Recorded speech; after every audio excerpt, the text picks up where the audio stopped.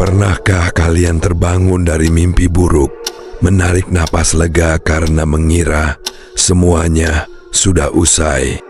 Tapi beberapa detik kemudian, kalian sadar bahwa kalian masih berada di dalam mimpi buruk yang lain. Coba bayangkan, bagaimana jika tangan yang menekan tubuhmu agar tidak bisa bergerak, dan tangan yang memaksa kelopak matamu terbuka lebar di tengah kegelapan malam. Ternyata kisah ini dialami oleh seorang pemuda bernama Yuda. Malam itu, jarum jam sudah menunjukkan pukul 1 pagi. Tubuh Yuda luar biasa lelah setelah seharian bekerja keras.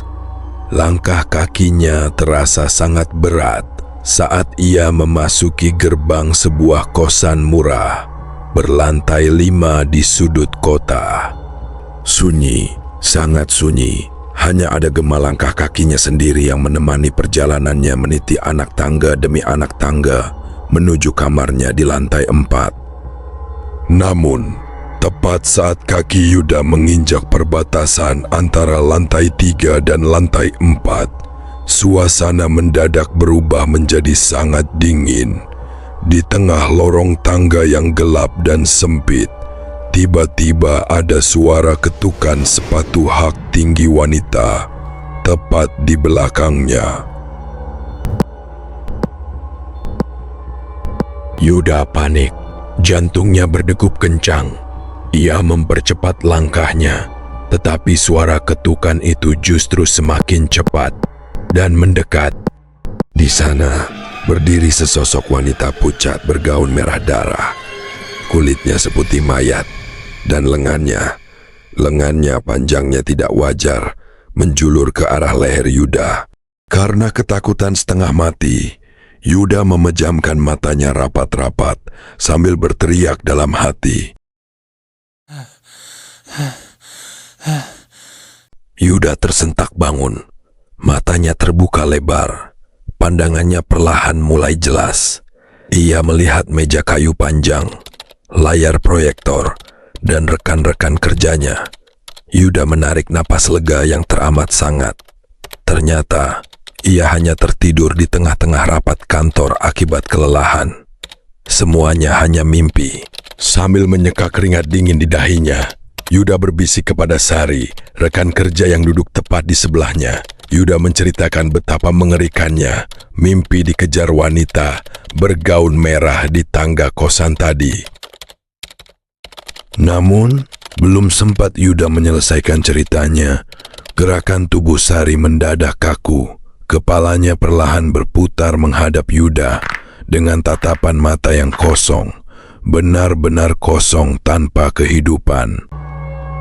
Di belakang tubuh rekan kerja yang ia kenal baik itu, perlahan-lahan muncul bayangan merah yang sama. Wanita pucat itu kembali merayap, wajahnya yang hancur mendekat tepat di depan wajah Yuda dengan senyum menyeringai yang merobek pipinya. Sekali lagi, karena tidak sanggup menghadapi kengerian itu, Yuda memejamkan matanya sekencang mungkin, berharap ia bisa segera bangun.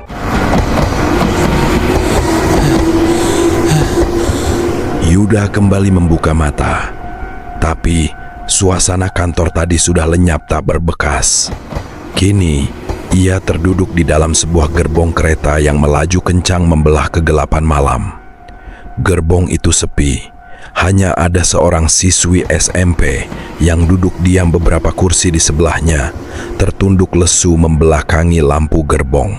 Namun, kereta mulai memasuki sebuah terowongan yang sangat panjang dan gelap gulita. Saat lampu gerbong meredup, tubuh siswi SMP di samping Yuda perlahan-lahan mulai menyusut. Kulitnya berubah menjadi sangat pucat, dan gaunnya perlahan berubah warna menjadi merah darah yang pekat. Saat sosok itu memutar kepalanya ke arah Yuda, Wajahnya adalah wajah wanita bergaun merah yang terus mengejarnya. Untuk ketiga kalinya, karena cengkeraman rasa takut yang luar biasa, Yuda menutup matanya rapat-rapat sambil merapalkan doa di dalam hatinya yang hancur karena teror tanpa akhir ini. Dia hanya ingin mimpi ini berakhir. Dia ingin segera bangun, tapi mimpi ini seolah menolak untuk melepaskannya.